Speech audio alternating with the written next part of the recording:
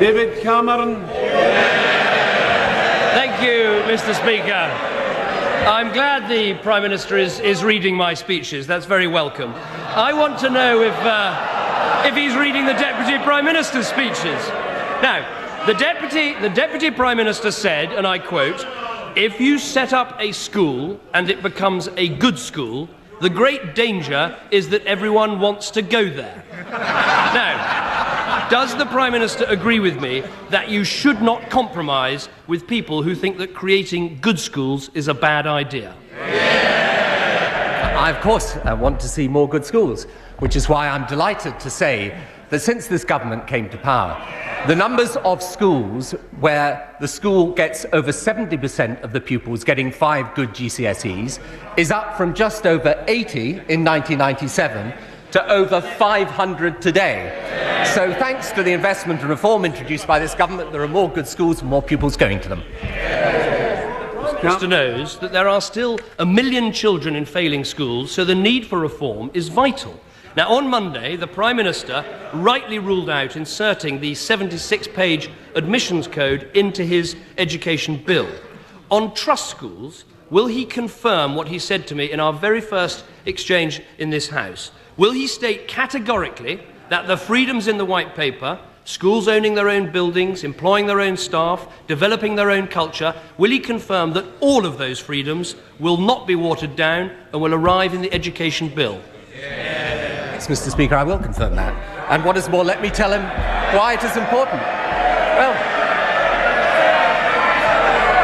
and actually, he's absolutely right. I have been reading his speeches recently. I've read some on education as well. And I'm delighted to note that he now agrees with us that there should be no return to academic selection. So we are in favour of greater freedom for schools, no return to academic selection, and therefore I look forward to his support. He'll have our support, but I have to say I love these lectures on consistency from the Prime Minister. His first act as Prime Minister was to abolish grant-maintained schools, and his last act as Prime Minister is to bring them back again.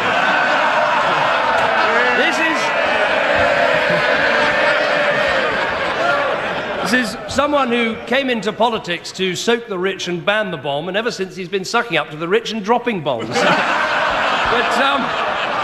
that's enough. That's enough of that.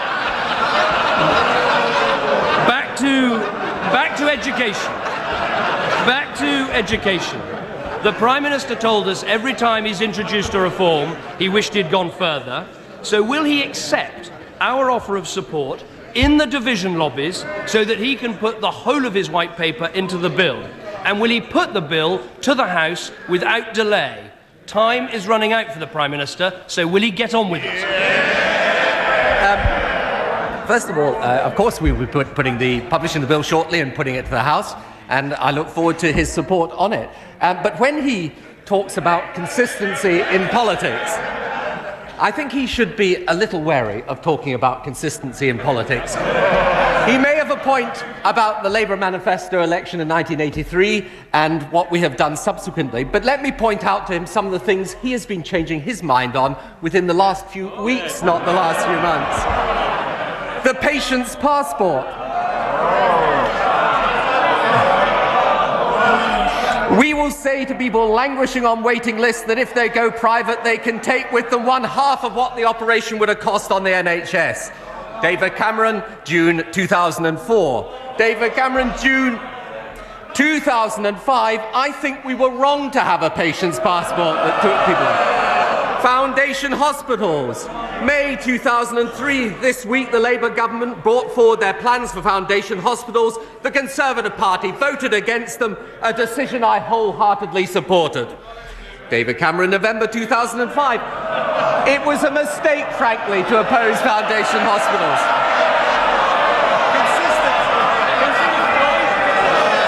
Shall I go on?